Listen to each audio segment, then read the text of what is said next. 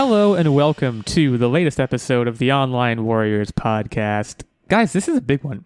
This is why you get out of bed in the morning in the podcast industry. The Nintendo Switch 2 Direct. Very special episode. We're dedicating an entire episode to the Nintendo Switch 2 Direct and all of the news that has come from that and as a result of that. And it's also a very special episode because I'm Illeagle 86, one of your three hosts, and I am joined by not two people today, but three people. That's right. We have Nerdbomber, Techtic, and our good friend Steven. Welcome back to the show, Steven. Steven is here as a result of his Patreon producership on the show. More on that later.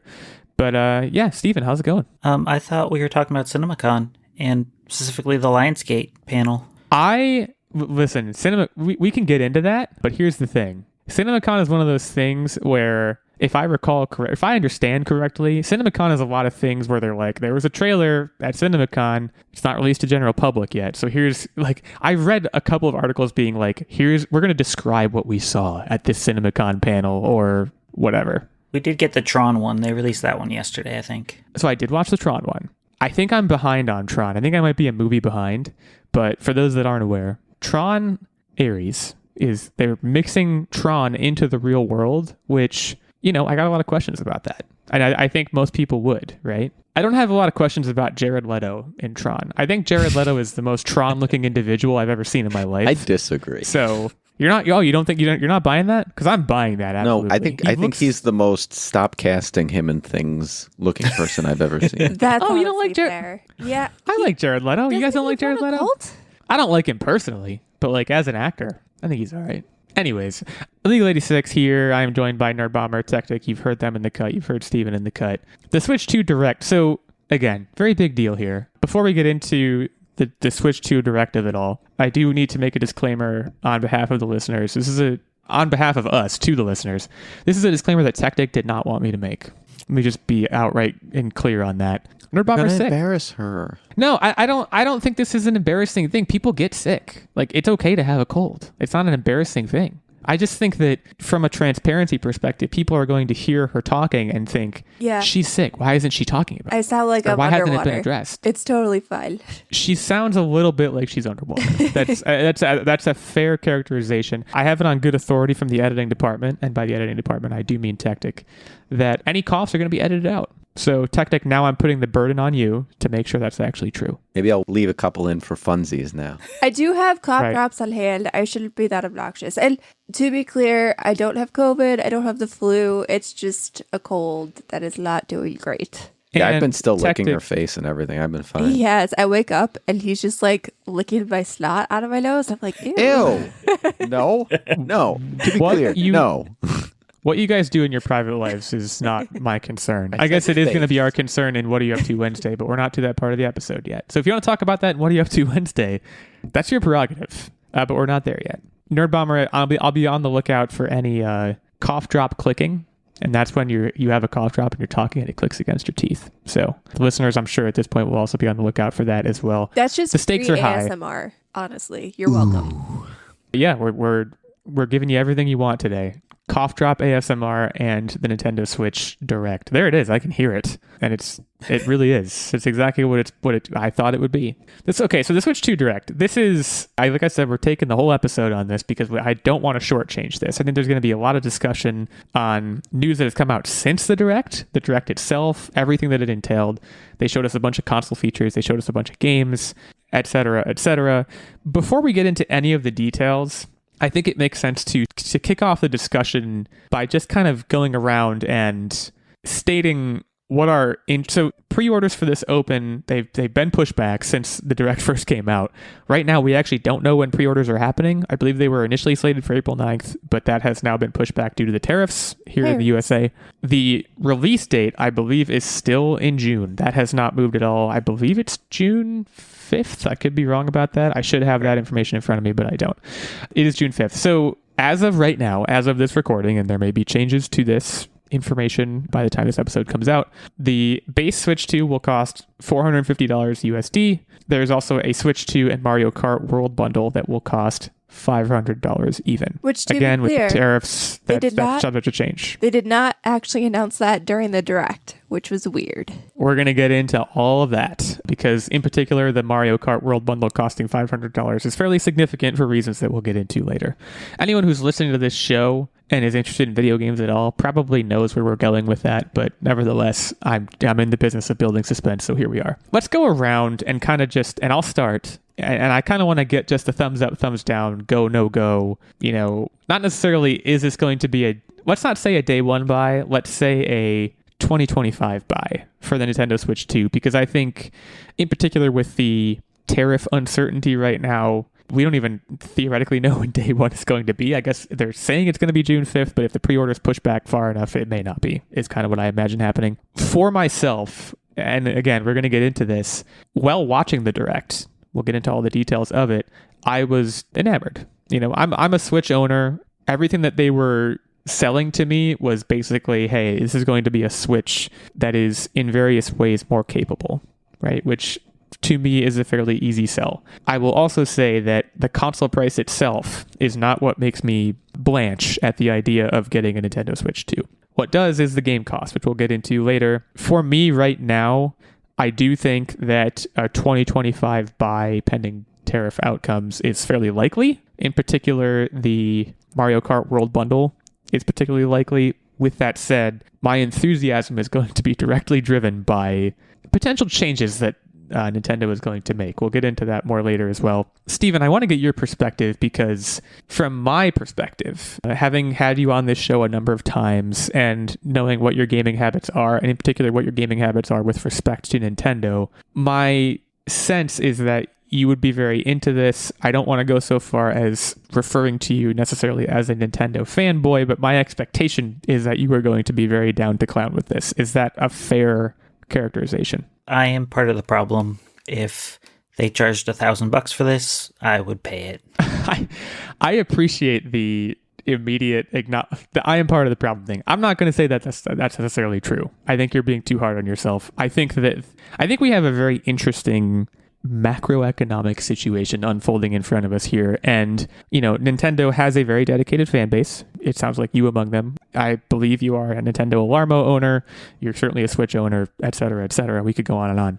Nintendo has a dedicated fan base. There are a lot of people like you who are immediately going to sign up for this no matter what it is, right? Nintendo also has a fan base that is predominantly composed of, I shouldn't say predominantly, but one of their larger market slices is families, right? The high price point may price them out. So I even if they are dedicated, Nintendo family of fanboys, we'll get into that too.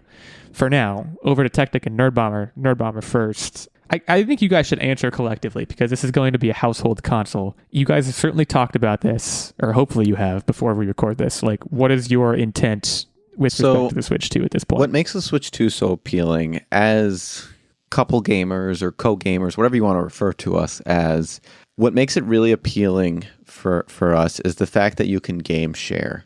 And that allows basically if, say, one of us is sick and they're like, hey, stay away from me, we can still play together and share those games on the Switch console and enjoy each other's company that way. And beyond that, the Switch 2 is offering a lot of things like that where you can leverage your existing Switch and the Switch 2 to play together and have this collaboration, we'll call it, where it makes it not seem like an upgrade and more seem like an in addition to, which is a selling point for me. So are we going to pre-order it? Right. No, I was about to press you for an answer. You're not going to pre-order. At least I don't have any immediate urge to buy it. My backlog is screaming at me to Yep. So we're going to get into that first. detail too, because I think that is a very important factor. I am in a similar boat. I happen to be married to an absolute Mario Kart head, which is kind of playing, it's forcing my hand a little bit. I will say if it was just me, I think I would be more reticent, but my wife and her fandom of Mario Kart plays a significant role here. Okay, so you're out. I'm in, but I think I'm in like 2026, like early 2026. Okay. Right. Like maybe it's what we buy ourselves for Christmas and we go, whoo-hoo. So that would still be 2025. Nice. 2025, I'm in. So let's unpackage, what we learned, broad strokes, and we can get into detail. There are certain things that were gone into in detail by this Direct that I think we already knew. In particular, mouse mode for the Joy-Cons, we already knew about. And in fact, we've already talked about on this show. This was the first time we had seen it in action, but I don't think it in and of itself involved any sort of surprise from my perspective. Likewise, I think we knew going into this that the screen was going to be bigger, and it certainly is. It's capable of 1080p rather than the 720p that the base Switch is capable of. And 4K when docked. Correct. It adds, and I think up to 120 FPS, if I recall correctly. There is an additional USB-C port on the top. One of the reasons for that is that they're also adding a camera, and they also added a C button. We'll get into that in a bit because that involves a lot more discussion. They, of course, changed the docking mechanism for the Joy-Cons to be pure magnetic. They talked a little bit in a little bit more detail about how that's going to work than we had previously known. So that was fairly interesting. But again, I would say there were no significant surprises associated with that. They're also rolling out a new Pro controller, and I think that more or less covers the high points. There's going to be a kickstand that is very dynamically adjustable. They mentioned that as well. And improved microphone and noise cancellation, again, for use with the C button, which we'll get into.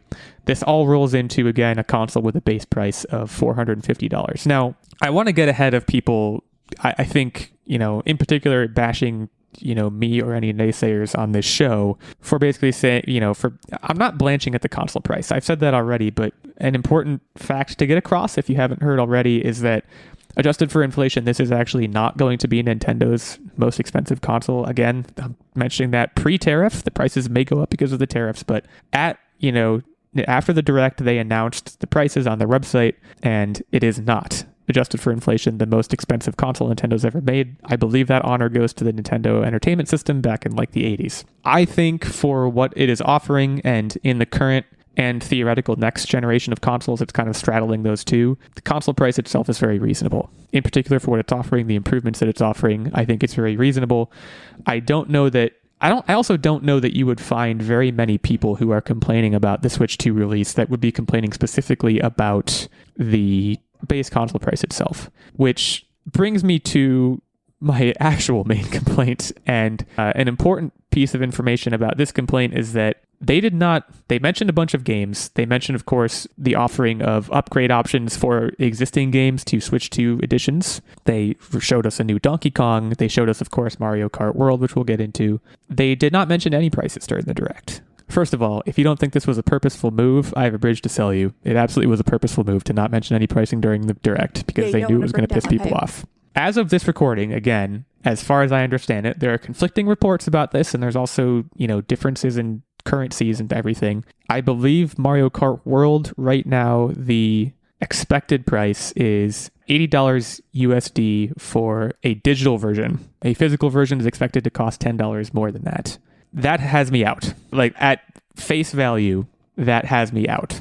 Again, I have a wife who's very into Mario Kart. That's what has me considering the Mario Kart World bundle. Yeah, the bundle at least gets you the game for $50, which is what we've come to expect. Well, I mean, right. I know games are typically $60 now, but that's what we've come to expect. 60 to 70. Yeah. Yeah. I mean, let's be fair here. A brand new PS5 game right now costs $70. I don't actually know if the Switch has jumped up to that yet, but either way, in this generation, $70 is not unheard of. There are two issues here. One is just the base sticker shock of such a high price, but the other thing, and maybe even the more significant aspect for me, is I think this is really the first time one of the major three video game companies is starting to introduce tiered pricing for digital and physical games, with the idea, of course, of trying to price people out of physical games because digital games can't be resold. I have a huge problem with that because most of the games that I buy these days are either really cheapy indies from the eShop or super deep discounts in the eShop, or they are resale titles. They are never brand new first-party titles, in particular because Nintendo never puts their first-party titles on sale. So to me, that's a big deal. I guess, again, going around the room, and Steven, I have to poke you in the chest here. Does that bother you? I have a feeling you're going to say no, but talk us through that, from your perspective. Well, there's no official word on the difference between physical and digital. The image that's going around is not from Nintendo, so it's just a rumor as of now. But game development is expensive, so games are going to be expensive. And if we don't want studios to close, we are going to have to pay more because the prices haven't been increased, I think they said, since Nintendo 64. and then they finally went up the last gen to 70, and then so far it's just Mario Kart's the only one that's the 80. Yeah, so it is worth mentioning. Donkey Kong, I believe, is right now listed at 70. And that's interesting in and of itself. They're introducing differences in price for their release titles, which I think is very interesting. I do agree with you. I think that there's something to be said for gamers having gotten very comfortable in and living within an era of gaming, probably starting around the late 90s, early aughts, and it looks like going up to now, where we have enjoyed, to some extent, inflation-proof and consumer-friendly pricing of games. It's a well-known fact that any given console-generating company loses money on the console and they make their money back on the games. That's first of all, that's just a fact. That's been known the world over for many years. Well, I have a couple points that I want to interject. One, please. I don't think the digital versus hard copy of a game is something to be upset about Nintendo for. This has kind of been the general trend of all gaming console companies as a whole. So it's not something that I want to kind of hit them for, because it's kind of, we're seeing the lack of physical media. I don't know if that's true. Holistically. I don't know if that's true.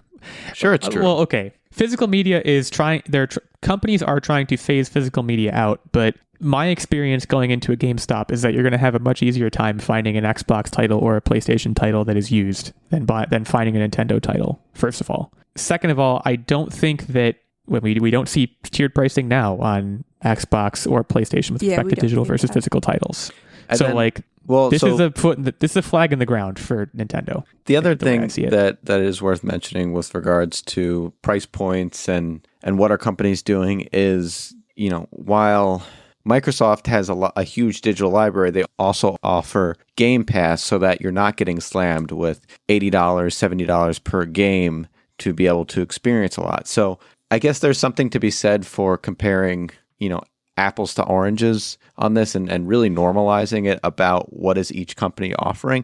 In summation of my rant, I'm not upset about the price point of the games. I kind of get it, and I tend to agree with Steven on this, that, they have to feed it back to the game developers, and unless they offered something that's a constant value stream like Game Pass, this is the way to do it. Well, and for me too, one of the other things that I feel like is a big point to point out is they have come out in this direct and said, if you own this game and you have people locally who don't own the game, now you can share it amongst up to, 3 people, 4 people? I don't remember the exact number, but I'm imagining how many families, you have mom or dad's console, and then you have little Timmy's console.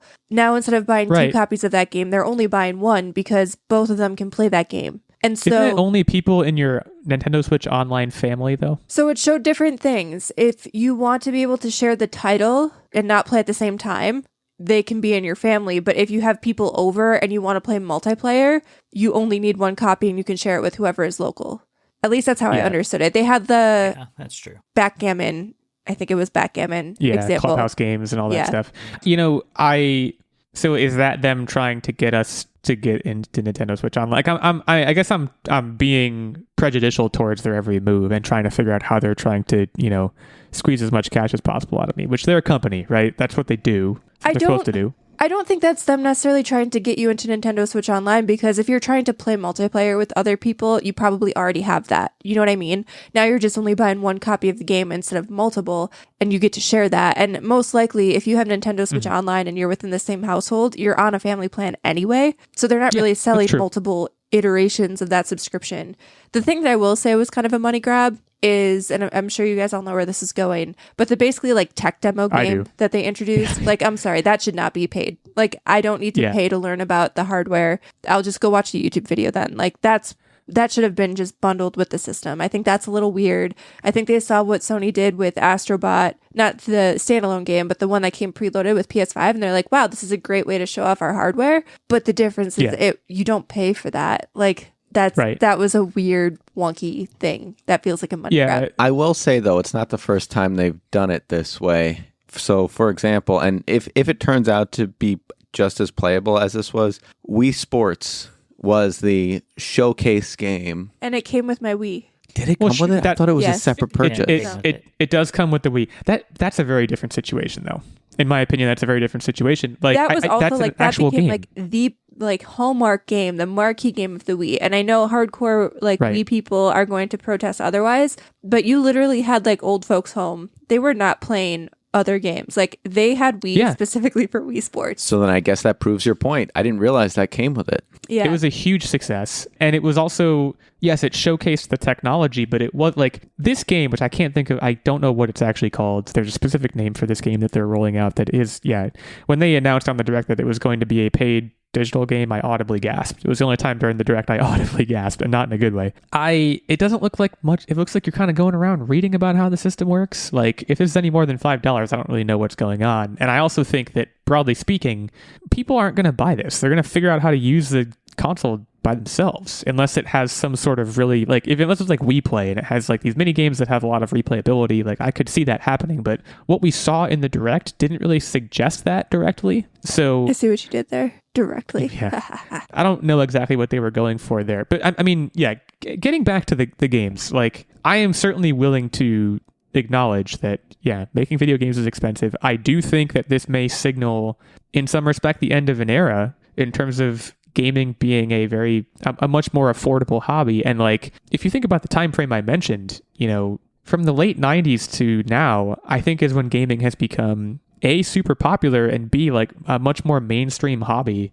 I think you run the risk of bleeding your audience and your market a little dry and leaving only hardcore gamers if you push prices up. And again, they are a business. They have to do this. I understand that. As long as there are free games like Fortnite and Roblox, like I bet you there This is is some another number point, somewhere yes. that if you look at the games that people spend the most time on their Switch, like I guarantee you right now, my nephew has probably spent more time on his Switch in Fortnite than any Nintendo first party title that would have cost full price, which is But this is another wild, point. Free to play games and games as a service, all that stuff. And, you know, in particular, the era of gaming we're living in now is such that any given player, they see the Switch 2 roll out. I think they're more likely now than ever before to see the cost of the console, see the cost of the games, and look at their backlog. And Techtic, you just said this earlier in the episode, and say, well, I don't need this right now. It's not anything that I desperately need to have, in particular because the technology is certainly an improvement, but graphically we're plateauing. There's less that's going to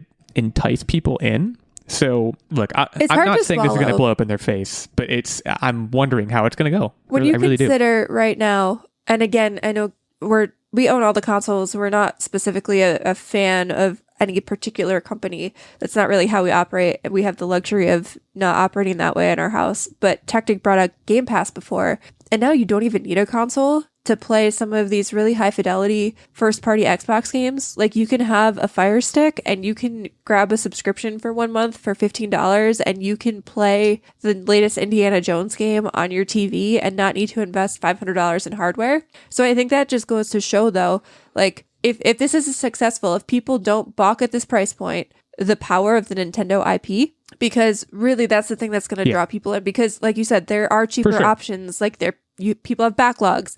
If you want the portability, there's a Steam Deck and there's Steam sales all the time. Like if you want to play games for cheap, there is pretty much no better value than the Steam Deck right now. If you're like if you want to switch form factor and you don't want to pay $80 a game, like get a Steam Deck.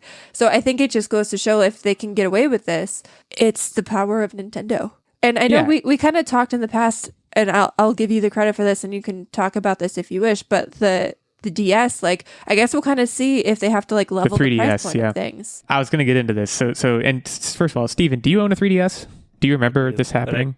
I did not buy one at launch, so I bought it after the price drop. Yeah. So for those that aren't aware, I believe it initially retailed for $250 at launch, $250, whenever this was. I don't actually know what year this was. And based on very poor opening sales, they ultimately wound up dropping the price to, I think, $180. So first of all, that's not an insignificant drop in price from the initial list. It's over 20%. If you buy the Switch 2 in Japan, the equivalent cost is $100 off. But it's region locked. Yeah, It's region locked. I mean, we'll figure it out.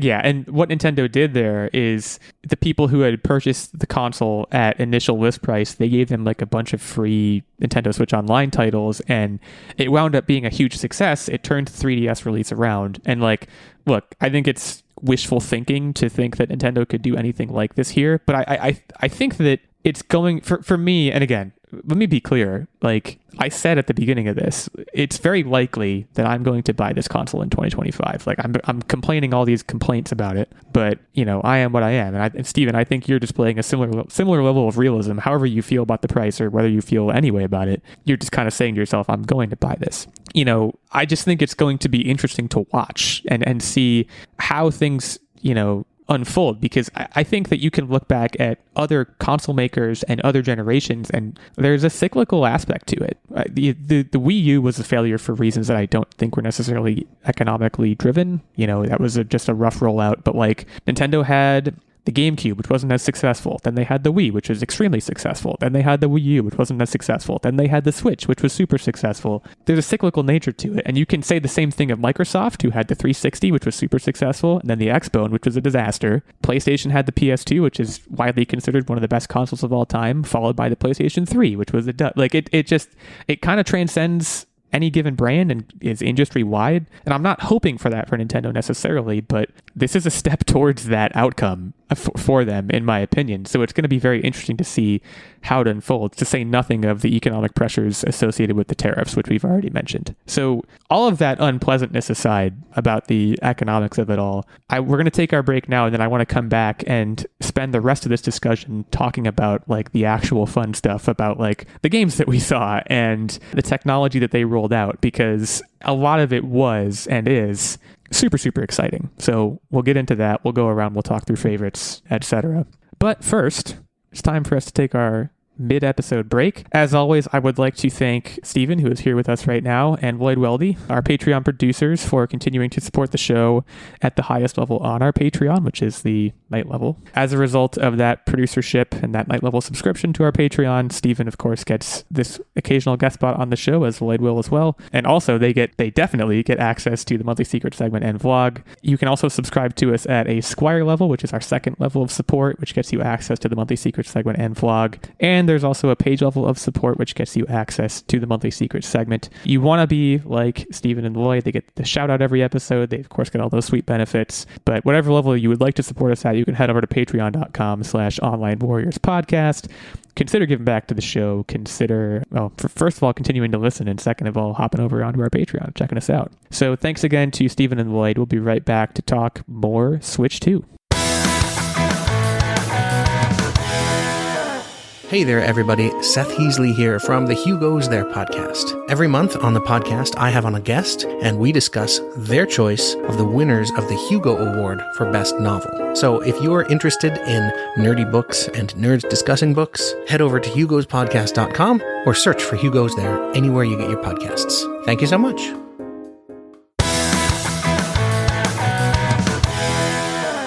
All right, we are back to now get into the fun stuff. The really cool stuff we saw in the Direct, there was a bunch here. I want to kind of lead off here, actually skipping closer to the end. You know, we saw Mario Kart World. We kind of already knew Mario Kart was coming. We can dig into some of the special features of World if we get the time. But I think what we didn't expect in terms of new first-party, presumably launch titles, I think it is confirmed to be a launch title, Donkey Kong. Yes. You know, for me, when I think Donkey Kong, I do not think Donkey Kong Country. I don't think any of the recent ones. I think Donkey Kong 64. So my best hope for this is that Donkey Kong Bonanza, which is what it's called, is going to harken back to those days. It's going 3D platforming, action adventure, same as it always does. And this is a big deal. So would it sound weird if I said that this was probably the thing I was most hyped about from the entire Nintendo Direct? I know we saw more stuff about the console itself, but like this was the thing that got me. This was what the Hulk video game should have played like. The way in which you can destroy the environment and just kind of like feel like just a force to be reckoned with was done so well. Yeah. So, Steven, what is your exposure to Donkey Kong? What is your... Describe your love. You are Donkey Kong. Describe your love of it. And what do you want from this game? I love Donkey Kong. I was Donkey Kong for Halloween a few years ago. I was Funky Kong for Halloween, I think the following year, because I pretty much used the same costume. Yeah, I love Donkey Kong Country games. The blue sky? Probably could. I love the Donkey Kong Country games. I love his Diddy Kong racing games. I love Donkey Kong Jungle Beat on the GameCube, where you're banging on the wow. bongos. You're digging deep.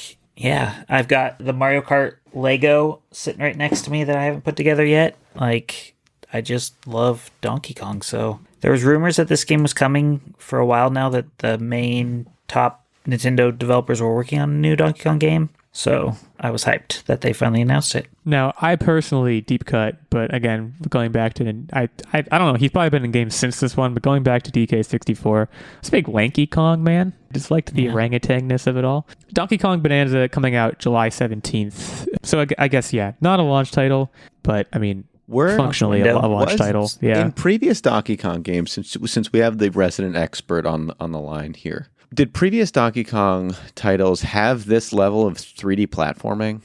I mean, the closest would be Donkey Kong 64, but this with the total destruction and insanity, no. This felt very new to me, and that was just Hype City. Yeah. Well, Donkey Kong 64. If this game's half as good as that, it's gonna do numbers, because I believe Donkey Kong 64 is one of the more successful games on the N64. Don't quote me on that, but it certainly feels like that's the case. I feel like it's actually one of the most hated. Really? That's crazy. That's crazy to me. I don't think it's looked that fondly upon. In terms of the Donkey Kong franchise, or in terms of just all N64 games? All in 64. I can't believe that. Well, I look fondly upon it. Because I think people prefer the Banjo-Kazooie, the Mario 64. Yeah, but are they familiar with Golden Bananas? Yeah. What are we doing? I'm not saying it's accurate, but I think that's just what it is. You could, you had Diddy Kong could get peanut pistols in that game. Oh my gosh, guys. Everyone needs to rethink their lives if that's actually true. That game is amazing. If this game's half as good as that, I keep saying that, but that would be a big win for all of us. So anyways, that game is coming. We should circle back to Mario Kart World because, as we mentioned, that's going to be actually the bundled launch title with the console. Some of the big things here we already knew. Up to 24 drivers, which I think we talked about this on the show before. I don't know that that's necessary. I already feel, in certain CCs on that game, I'm already overstimulated. There's too much going on. If you get back into from 3rd to 8th, you can't even breathe. There's just so many things happening. I think, and now you're doubling the drivers. It's crazy. You're doubling the drivers, but I feel like they just announced it during this. I don't remember them talking about this in the previous times that they've discussed Mario Kart World.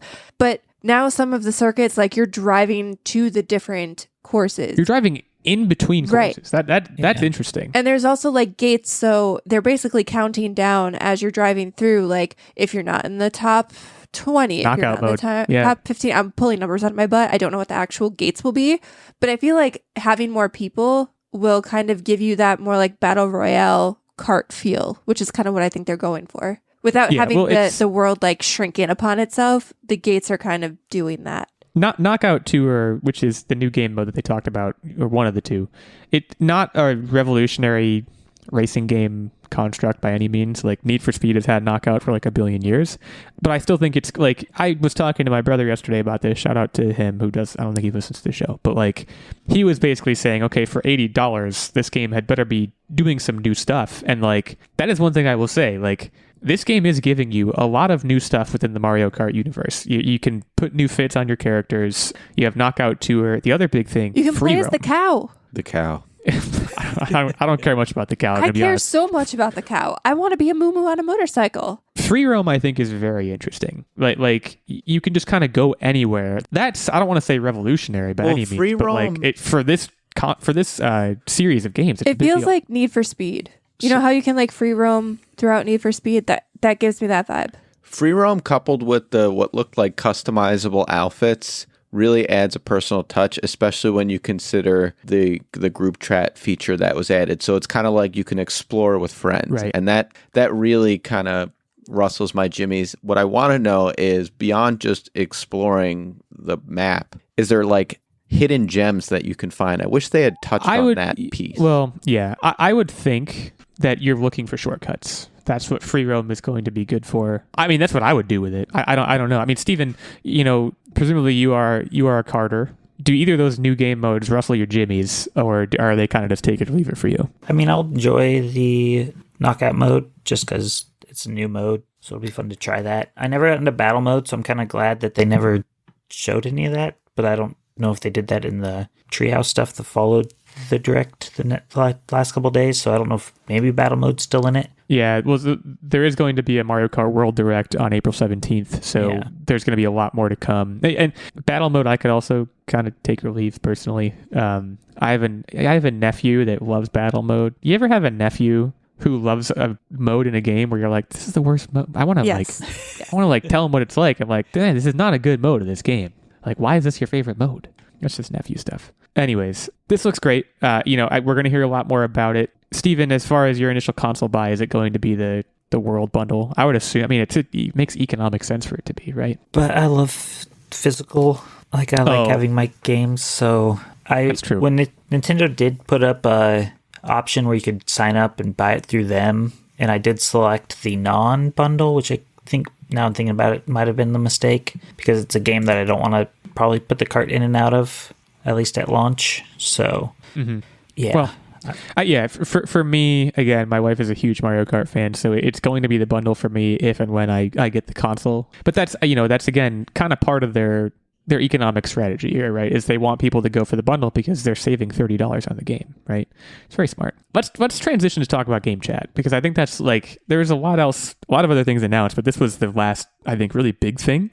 There's two really big things. There's another thing I don't want to make mention of, but let's get into this first. Yeah, we should have plenty of time. Game chat, I had mentioned that they added a new C button to the Joy-Cons and also to the Pro Controller. The C button is used to essentially operate game chat. So game chat is basically, for all intents and purposes, party mode. They did a whole demo of this with like a whole, like, essentially a 7-minute commercial with like actors, like, playing Switch with each other and playing Mario Kart with each other. And it's essentially like Skype on the Switch, right? I love that they did this, to be honest, because this is really great. Yeah. They, up until this point, the only way that you could talk to people was if you had the app on your phone, and like, I just use Discord, and that's really clunky. Yeah. Like, both options were such a pain something in the ass, and this was so much more, I don't know, just normal and intuitive. Yeah, my wife and I have out-of-town family, one of whom is the nephew, who I just mentioned, like, and we get online and we play Mario Kart together, and like, we use Skype, and like, it is just not ideal. Like, it's just not having a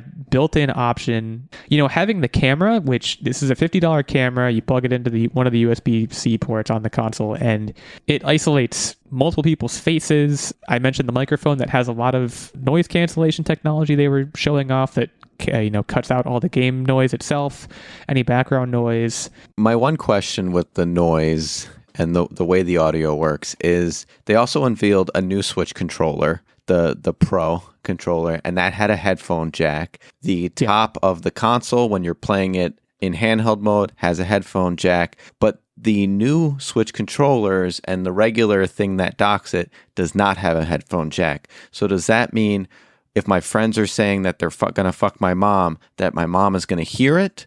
Or will I need to buy Bluetooth headphones?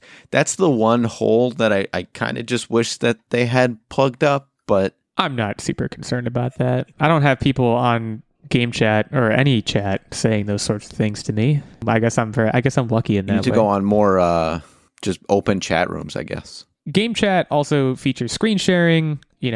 They again spent like a good 7 minutes showcasing this. They also showed this Super Mario Party Jamboree TV, which really is taking advantage of the camera and like your actual physical body. That like, is going fantastic. in and out of tubes. See, okay, you know what though? I don't know. That felt gimmicky to me. Do you guys remember the iToy on the PlayStation 2? Like, that gave me vibes of the iToy, which I had, and it seems okay and fun. But then, you're never really going to use that. You're going to be annoyed that you got to get up off your couch. I feel like it's like the Kinect. My problem is whenever I play with friends, their names are never their names, so I have no idea who's who, and to get it in the face, it the helps face me. bubble, totally cool. But like, I don't want to have to get up and punch things. I'm butt firmly on the couch. I'm fine with getting up and punch things. That's like, you never know what you're going to get with Mario Party. The only thing that if we're rolling into Mario Party, the only thing that I had to take pause with is the mouse tool. I'm gonna if you can disable games. I mean, no one's living room has a surface for everyone to use the mouse tool on. That's the thing I'm taking pause with. So before we get into that, I want to hop over to Steven. So Steven, the game chat, the camera, all that stuff, does that have any bearing to you in your decision making, or is that just kind of like another like, oh, this is nice, but I'm not really interested in it kind of thing? It's the one thing that I'm negative on. It's the one thing I'll never use. Yeah. Well, the good news for you is you don't need to, right? I'll buy the camera, but just to have it. But I probably will never use it. They do. This wasn't part of the direct, but apparently there's a piranha plant version of the camera that. All right, I'm in. That looks cool. Really? Yeah. I did. It's cute. I had not seen that. It closes up when you're not using it. Yeah. Yeah. Yeah.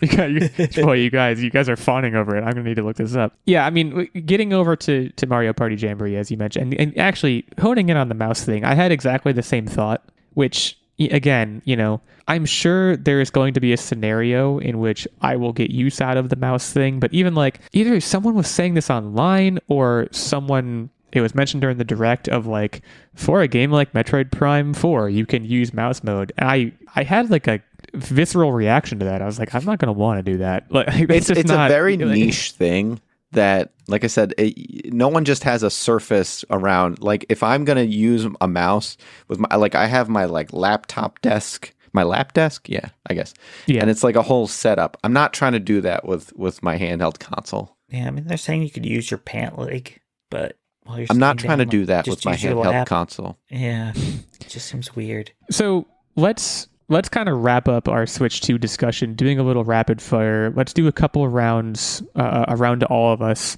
Other things that were mentioned here, because there's a lot more. But of course, starting with our guest, what else in this direct deserves mention specifically? I mean, the upgrade for Breath of the Wild and Tears of the Kingdoms, playing those at 4K with HDR support's going to be really fun. The GameCube games coming, which will be great, because a lot of those are expensive games to buy right now. See, I have to highlight the app integration for Breath of the Wild. As someone, I'm not a Zelda player, so like I'm not really in this. I don't have a horse in this race, but that seemed really useful. The little Google Maps function of the app. Like I thought that was really cool. So, are you still playing Tears of the Kingdom, or so for me, when I beat the story, I'm done with this. I've wanted to go back. I want to go back and play Breath of the Wild again, and I think at 4K HDR, it's more enticing. Yeah, I'm more hyped about the new Hyrule Warriors that's coming out that gives you kind of a prequel to Tears of the Kingdom than I am playing through these games. And I'm not trying to bash on it, but these games have been out for years at this point. I don't know. I feel like I've squeezed that rock dry. As far as the GameCube thing goes, I'm a huge GameCube fan. It's one of my favorite consoles ever. When they were announcing all the GameCube games, my breath was held. I was hoping that they were going to show Metroid Prime 2 Echoes, and they didn't. And you have a problem. Took the wind out of my sails. Yeah, no, I do. Like any Nintendo announcement, you're like, Metroid Prime. Just give me more Metroid Prime. Yeah, that's right. I do think it's funny that people have been clamoring for years for the port of Wind Waker HD to the Switch, and we get Wind Waker and the GameCube app, and it's the lesser version since it's the GameCube version. It doesn't have the fast traveling, and I just think that's funny. Some people are purists. Some people they're like, I don't want fast traveling. At least that's what I assume. Personally, that's how I got exposed to it was on the GameCube. So this wasn't a thing that I really winced at, but that is kind of funny. And then Chibi Robo coming is nice because that game is really expensive, and I regret selling my copy a long time ago. It's staying in the vein of new games that are coming, because there's a bunch here, but something that I thought was particularly interesting, and I'm not gonna buy it on the Switch, but I think this is the first time that EA Sports and in particular Madden did not come to the Switch, right? I'm not making that. I don't think it was there. Yeah, we haven't had Madden since I think the Wii. Yeah, so I thought that was interesting. I feel like it's a signal that they think this console can play with the big boys graphically, and maybe that's true. I really couldn't say, but I thought that was interesting. That was mixed into a smattering of just very quick hitting announcements of hey, this game is getting a Switch 2 specific launch. Hades 2 came up, but by the way, I have Hades sitting on my Switch right now. I haven't played it yet, so I'm kind of like, hey, slow down, But there was Hades 2, I feel Borderlands like it's a big 4. deal that there's a exclusive From Software game, the Dusk Bloods, that was announced. I don't really care about From Software. I know that makes me a bad gamer. I don't care. You guys are missing one of the biggest announcements. Kirby's Air Ride's coming to Switch too.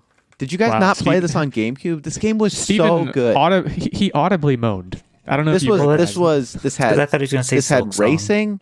This had mini games. This had battle royale. This had like in the battle royale, you can find like the legendary vehicle, which we don't even know if there's new legendary vehicles. This game's coming. I love this game. I played this game at so many sleepovers. I'm not a Kirby guy. I'm not a Kirby head.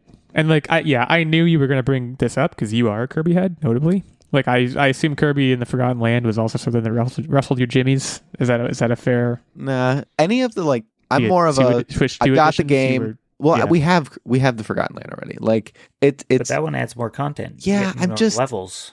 I don't need more Right. content. The game has what it has, and I'm happy. Yeah, I understand that opinion. Like, I think, and maybe this information is public, but like all of these Switch 2 editions, there's two things I want to know about it. One is, how much is a Switch 2 edition add-on going to cost? And maybe that information is already out there. But the main thing that, and I'm sorry, I'm going to bring up Metroid Prime again. It's just who I am. Okay. They mentioned that franchise? I'm a fan.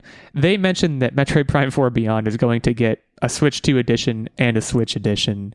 My question is, if I were to buy the Switch 1 edition and play it, and then get the Switch 2 later and want to upgrade to the Switch 2, like, are they only offering the upgrades for games that are out now, or are they going to offer upgrades for games that come out on both consoles in the like fuzzy interim period? They didn't really say that. And for all I know, that information is out there somewhere right now, but that's not information that I currently know. So What I heard was like at least for the upgrade games, like the Breath of the Wild and Tears of the Kingdom, those games, at least the carts are just going to be the old cart with an upgrade code.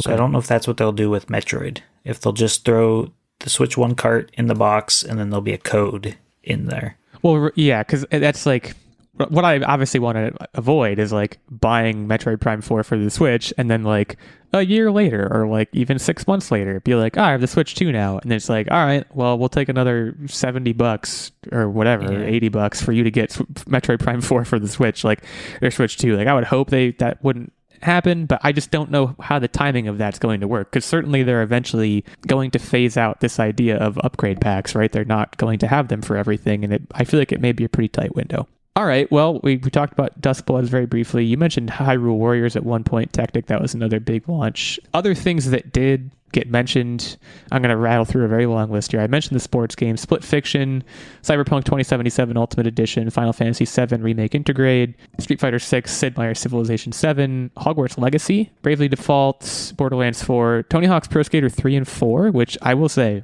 I might do that on the Switch because I did it on the PlayStation last time. I feel like I might want to spread the love a little bit. Yakuza 0, Fortnite, Enter the Gungeon 2, Hitman, Project 007, Starseeker, Demon X Machina, Survival Kids, Star Wars Outlaws, Silksong, Kunitsugami, and Reanimal. Also, Someone's Drag X revving up to say Drive. something. Wheelchair representation, mouse controlled game. I probably won't play because the mouse. Looks like the But- hardest game I will ever play in my life if I play it, right? Does anyone else feel that way? I was like, this looks impossible. I feel like I will have even more appreciation for the arm muscles of people who are in wheelchairs because I feel like I will get tired very True. quickly. For me, it looks like the premise of this game. I think it's a great concept, but it also looks like the premise of the game is, what if we made Rocket League but harder? Which, for those who have not seen me play Rocket League before, it's hard to watch. Techtic and Nerdbomber I know have, and it probably was hard to sit through. It's pretty hard to And watch. this looks like it's just going to be worse. It's just going to be harder. But I think it's a great concept. So yeah, definitely worth a little bit of mention of that as well. I think we hit most of the high points, if not all of them. So we are going to move on to What Are You Up To Wednesday, but we want to hear from our listeners over on Blue Sky. I am at owlegal86.bsky.social. We have at techtic.bsky.social, at owNerdbomber.bsky.social. Our main account at onlinewarriors.bsky.social. And, Steven's also on bsky, I think. You can shout out your handle at some point if you want, Steven. But you can hit all of us up to talk through anything at the Nintendo Switch 2 Direct that you liked or disliked, or anything we didn't mention that you think we should have mentioned, etc., etc. There was a lot. There's going to be a lot more coming. We mentioned the Mario Kart World Direct, which is coming on the 17th, and I'm sure there's going to be like a bunch more directs. So yeah, Nintendo Switch 2. Steven, it's time for What Are You Up To Wednesday. This is, of course, the part of the show where we talk about what we've been up to. And Stephen, presumably in the past few months, you've gotten up to a lot. So as per usual, as per tradition, the floor is yours. I'll just talk about a few things. This past week, I just beat a game called Bakeru. It is a 3D platformer on the Switch. You are a tanuki who's in human form, not in the little raccoon form. And you just use the left and right triggers to bound these drumsticks as your weapons. And then there's power-ups that you can get that you have to like build up, and you can like shrink, you get a fishing rod, you get a gun, and you get super strength. And just each level, there's about 60 or so. They just have various collectibles you find through the levels. And the one nice thing about the collectibles are a lot of them are just little trivia facts about Japan and Japanese culture. So it's just kind of fun learning about those as you're playing through the game. I had a lot of fun with it. It does kind of overstay its welcome since it is about 60 levels, but the nice thing about it is you don't have to blow into your controller, you don't have to use odd motion controls, and it doesn't rely on nostalgia to make people want to like it. It's just a lot of fun. Play. I'll jump in and say this game is currently on sale on the Nintendo eShop. As of this recording, the sale ends April 11th. It's 30% off, $28, and you can also download a demo. That's just me doing a little ad read for the game because I figured. And it was a game that first came out in Japan, and it got a lot of popularity even in the US, even though you couldn't play it in English. And then they finally decided to make an English port, and so you can play it now in English. They were like, all right, clearly Americans aren't going to learn Japanese. Yeah. They're too lazy, so we'll just port it over. Yeah. Cool. And then a few weeks ago, I went to a concert from a band called Bit Brigade. I don't know if you guys have ever heard of them. They are a rock band that plays video game music. Oh, that sounds amazing. You think like, oh, it's just video game music. That's not the catch. The catch is I'm going to call him the leader of the band. He sits in a lawn chair looking at a TV, playing the game while the band plays the music. So this tour, they're doing F-Zero and Super Mario World. So the concert starts, they're playing music, the guy's sitting in this chair. Steven, when they were going through the GameCube games and they showed F-Zero GX, one of my out loud comments was, "Oh, the soundtrack for this game was so good." Yes.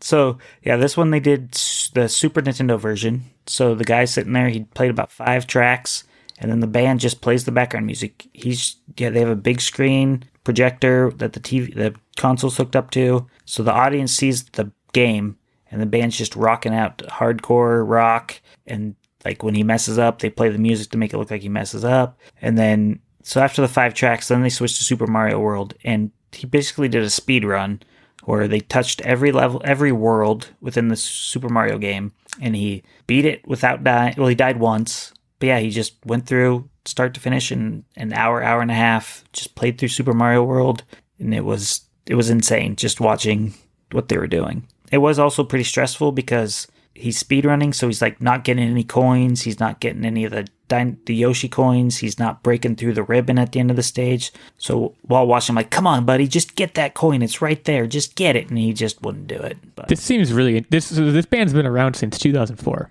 This seems really interesting. Apparently they've done Metroid. I'm really sad they're not doing Metroid right now, but apparently they've done Metroid. I've been doing some Googling as you've spoken. That sounds awesome. Yeah, so it was pretty fun, a little different of a concert to go to. It was at a really tiny bar, so small. It was, it was just different. So it was fun to do. And then right now I'm currently playing through Horizon Forbidden West, and it's taking me forever because I want to do everything on the map. And yeah, so that's why I was playing Bakeru in between while playing this, just because sometimes I need a break from doing this big, giant open world game. Yeah, Horizon, I've talked about it on the show before. I believe Nerdbomber is a big fan of the franchise. Correct me if I'm wrong. I started Zero Dawn, and it was one of those things where I was like really, really into it for a period of like 2 weeks. And then I think like it's one of those things where like life kind of happened. I had other stuff going on. And it also like, it's daunting. Because I am also of that mind of like, I need to do everything this game is offering me to be able to do. And like, from what I remember, that was a lot of things. So like, it is a game that I'm sure I still have it on my PlayStation account. I might go back at some point and try to play Zero Dawn again and like try to really dig into it. Yeah, see, that scares me. I don't. There's a level of like, and I guess assuming that you're all set, Steven, I'll get into my update because it kind of bleeds nicely. I'm playing God of War Ragnarok right now, and I am at hour 22, having a great time. Let me just say, this is not me about to say this game is not good. There's far from it. It's amazing, but I am starting to feel that feeling creep up on me of like, all right, like, especially like considering that I have Hades, which I believe was Game of the Year like 2 years ago or something. Like, it's supposed to be like amazing. Like, I have that sitting on my Switch ready to go. I'm just kind of like, all right, well, I'm gonna put in like however many more hours of this, and I get to do Hades. And it's weird because like what I'm saying right now is very oxymoronic. Like, I'm having a great time playing God of War Ragnarok, but I can't imagine if what you got. I mean, I assume when you say Forbidden West is huge, like it's got to be what, like 60, 70 hours or something, and like that's tough for me. That's going to be a wall that I'm going to have a hard time getting over. But I'm really liking God of War Ragnarok, and I've spent my update for the past like month on this show, and that's probably not going to change because there's a lot of game if you are like me, and it sounds like Steven, where like you see something on the map and you're like, well, I have to drop what I'm doing and do that thing right now. There's a lot of game. So definitely enjoying that. I'm also in the process of wrapping up Murderbot Diaries. And by wrapping up, I mean I'm about to finish book 4. I do think that although there are, I think, 7 or 8 books, I'm going to walk away from it for a while because my understanding is that the end of book 4 is kind of the end of one of the big story arc that traces through the first 4 books. Having a fantastic time. Cannot wait to watch the show. I will say it's really great reading this book, knowing that the show at this point, I think, is less than a month away or around that amount of time away. So I might watch that as it comes out just because I'm having such a great time with the books. So score 1 for those keeping score at home. Score 1 again for a Nerdbomber recommendation. I think her track record is fairly good. So that's it for me. I'm not a very interesting individual these days, but hopefully Nerdbomber is, because I'm going to turn it over to her. Yeah, so we watched Civil War, which is a Kirsten Dunst movie. Techtic over there fuming because I stole this from him.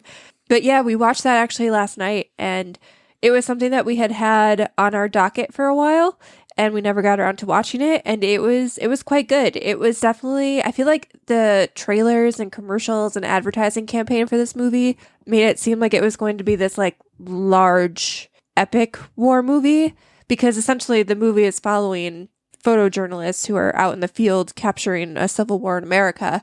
But it felt really like small scope, and I think that really helped the movie. I feel like I got pretty attached to the characters. It was kind of a unique, interesting premise. The premise is like you had this president that like pushed into this fascist regime, and it was like, I was like, whoa, that's crazy. What would the world be like if that was happening? Okay. Also my guy Jesse Plemons. Yeah. Love that guy so much. So I was actually reading, and maybe this is a wives' tale that populated on Reddit. So if that's true, someone call me out on it. But he was not actually supposed to be in this movie, apparently. And whoever was playing his character that day, because he was just on set, like, with the kids, visiting his wife while she was acting. Because if you are not aware, he is married to Kirsten Dunst. And so I guess the guy whose role he ended up taking was sick that day. So he was just there, and they were like, all right, hey, wow. do you want to do this? And imagine being that guy. That sucks. He did, though. Scooped by Jesse Plemons? Oh, my gosh. It's embarrassing. I think he maybe only had like 5 or 10 minutes of screen time, but it was very memorable screen time. Like, he is just an incredible actor. I mean, the entire cast here was pretty great, but yeah, it's pretty crazy how he was able to command and take over the screen in like the 5 minutes of airtime he had. I bet you he was probably dropping off his wife, and then they're like, "Hey, you want in on this?" I will say, and kind of referencing what Techtic was saying earlier. Interesting choice to watch that movie right now. I'm not saying it's a wrong or a right choice, but why? Okay. Well, I don't know. It feels a little close to home. I don't know. I'm not sure what you mean, but anyway. Yeah. Well, you're being coy. All right, Nerdbomber, anything else to regale us with? I mean, that's really the main thing. As we talked about before, I've just kind of been like sick and laying low all weekend. We started watching like the latest seasons of Shorsey because as one does, and animal control, and just a lot of those like half-hour funny haha sitcoms because, that's what you do when you're sick. Yeah. Love to hear it. I mean, I don't love to hear that you're sick, but good to lay low. You're like, yes, get her. All right, Techtic, that leaves us with you to wrap us up. No pressure. So the other movie we watched was Transformers 1. And this was good. This was kind of about, the plot was about kind of taking place on Cybertron. It was the backstory of how Optimus and Megatron came to be. And they started off buds and they became enemies. And it was just like that standard trope that you love to see. Kind of like how, Scar and Mufasa were friends and then they became enemies. That same kind of, this was basically Mufasa. But I think it was done better than Disney did it. So this was really good. I don't want to spoil anything, but it was good. Yeah, I've heard it's great. I remember when it came out, it made a pretty big splash. Also, isn't Chris Hemsworth in it, or am I making that up? Yeah, he's Optimus. And ScarJo. Yeah, right on. But more importantly, Michael Keaton is Bumblebee. Yeah. Wow, that is interesting. Bumblebee stole the show. He was like the funniest character. So I recommend it. Michael Keaton. Cool. Anything else, or is that it? That's about all I want to talk about today. I've got a big upcoming one for next week with the writer deck, but for now, I'm going to leave it at that. Ooh, that's a good tease. That's a good plug for next week. Yeah, so everyone tune in. Well, that brings us to the end of the episode. Steven, any closing thoughts? Anything you want to leave us with? Thank you very much for joining us. Happy to have you as always. I'm just sad that there's no quiz for me to beat you guys at, even though I did lose the last one. You, from what I recall, lost the last one on purpose. It felt like you wanted to lose the last one. And I didn't lose it on purpose. I mean, I lost fair and square, but it does feel special pride for being the last loser.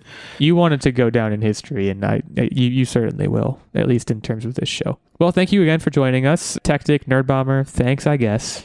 I don't know.